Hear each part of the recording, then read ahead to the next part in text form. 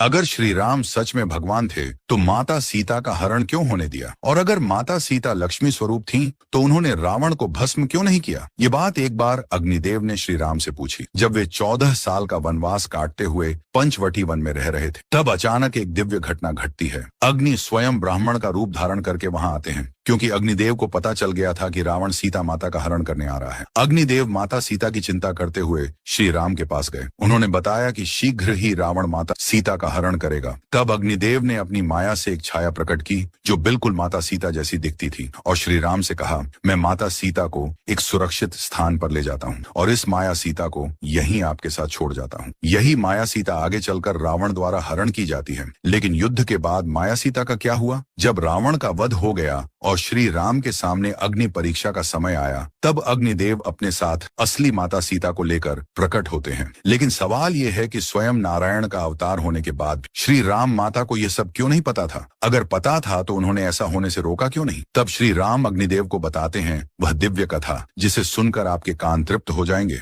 श्री राम ने कहा कि जब ब्रह्मा जी ने सृष्टि की शुरुआत में 4 मानस पुत्र बनाए थे, वे चारों समस्त सृष्टि के झाता और ब्रह्मा जी के प्रथम मानस पुत्र थे। तभी नीचे पृथ्वी पर मेरे 2 दिव्य भक्त लाखों वर्षों से लगातार नारायण नारायण का तप कर रहे हैं। जब मैंने उन्हें अपने दर्शन दिए तब उन्होंने मेरे साथ वैकुंठ चलने की जिद की। उनका भक्ति भाव देखकर मेरा भी मन भर आया। तब मैं उन्हें अपने साथ ले आया और वैकुंठ का द्वारपाल बना दिया। लेकिन तभी कहानी में एक ऐसा मोड़ आता है जिससे रामायण महाभारत जैसे महान ग्रंथों की नींव रखी गई। एक दिन विष्णु जी ने अपने दोनों द्वारपालों को आदेश दिया कि जब मैं और लक्ष्मी विश्राम में हों तब किसी को भी भीतर प्रवेश मत करने देना। लेकिन तभी वहां ब्रह्मा जी के 4 मानस पुत्र विष्णु जी के दर्शन करने आ जाते हैं, लेकिन द्वारपाल उन्हें अंदर नहीं जाने देते। इससे क्रोधित होकर ब्रह्मा जी के ऋषियों ने उन्हें शाप दे दिया कि तुम जो नारायण की भक्ति पर इतना गर्व करते हो, जाओ, आज से तुम नारायण से दूर हो जाओगे। तभी विष्णु जी वहां आ गए। द्वारपालों की विनती पर उन्होंने एक मार्ग सुझाया कि ऋषियों का शाप व्यर्थ तो नहीं जा सकता, लेकिन मैं तुम्हें 2 मार्ग देता हूँ। या तो तुम 10,000 साल तक नरकलोक में रहो और फिर वापस मेरे पास आ जाओ, या फिर तुम 3 जन्मों तक मेरे शत्रु बनकर पृथ्वी पर जाओ।